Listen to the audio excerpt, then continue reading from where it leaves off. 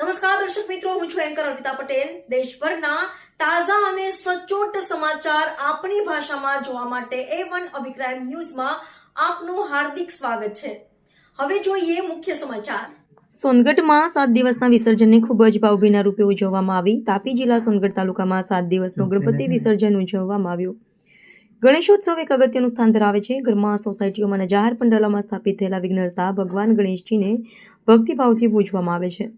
વિધિપૂર્વક પ્રાણ પ્રતિષ્ઠા કરીને તેમની આરતી, પૂજા, ભજન, કીર્તન તથા પ્રસાદનું આયોજન કરવામાં આવે છે।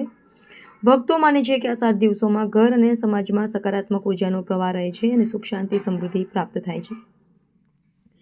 7મા દિવસે જ્યારે વિસર્જનની ક્ષણ આવે છે ત્યારે ભાવુક વાતાવરણ સર્જાય છે। ઢોલ, તાશા, શંખનાદ, નૃત્ય અને ગણપતિ બપ્પા મોરિયા, પૂરછા વરસી લવકરિયાના નાદ સાથે ગણેશજીને વિદાય આપવામાં આવે છે। નદી, તળાવ અથવા કૃત્રિમ તળાવ વિધિપૂર્વક વિસર્જન કરીને ભગવાનને પરત પોતાના લોકામાં વિદાય આપવામાં આવે છે। રિપોર્ટર સરવર પાડવી, તાપી।